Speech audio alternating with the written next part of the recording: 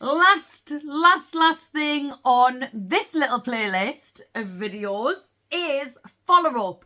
So you need to be making sure, it is our job to make sure that the customer never runs out of product or is always knowing that you are there and available to order more product.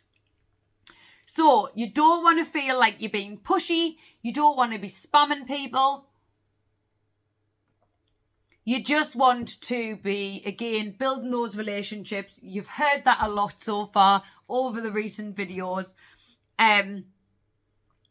But whether this be, like, there's so many different ways of follow-up. Again, if you YouTube it or write it into the workstation, you're going to get lots of different ideas.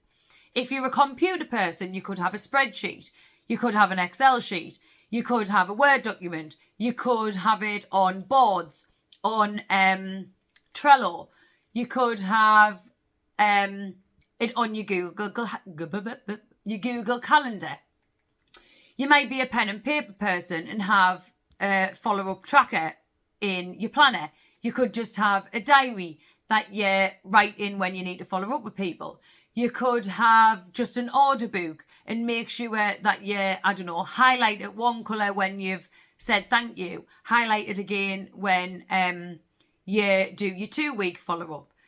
There's so many different ways, and you need to find something that works for you, because what works for me might not work for you, and what works for somebody else might also not work for you, but what works for you might not work for me. So you need to find what works for you, and it might take a few attempts. Like I said on one of the recent videos, this is a trial and error business. Things change. I used to do it in my planner on a piece of paper. Then I switched to a spreadsheet because I was literally in the house forever.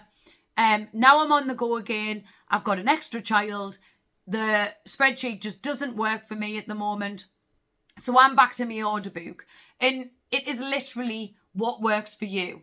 So what I would recommend is you always have at least 3 touch points. You always send a thank you immediately after someone orders within the same day.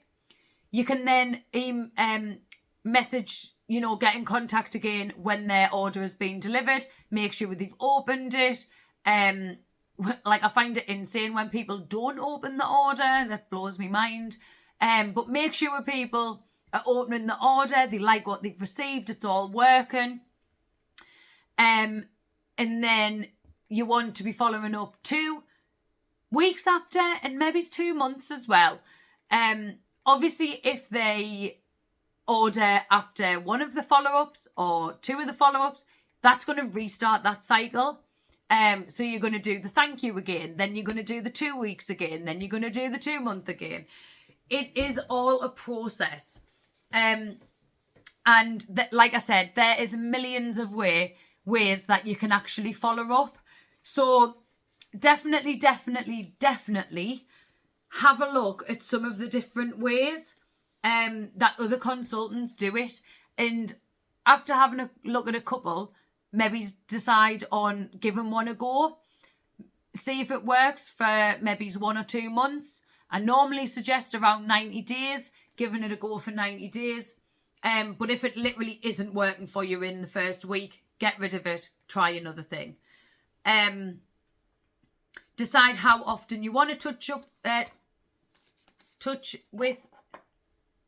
Is that even a word? I mean, I don't even know if I'm making sense now. Decide how often you want to touch base with people. That was what I was trying to say. And then work out a plan and a follow-up system. You need to have systems in your Scentsy business. There's a lot going on. Life is busy, and you want to make sure that you keep in control of things, and that when you do have some time to work your business, you can pick up whatever it is you need to do at that time and just dive right in. And having systems in place really does help that. So that is your final challenge. And I want to make sure that you do actually decide on a follow-up plan, follow-up system. And when you've done so, please drop us a message and let us know what you've decided to work with. And let us know, what you've come up with or who's you giving a go. There is different ones in the team page, and again, loads on YouTube. So follow up is majorly important.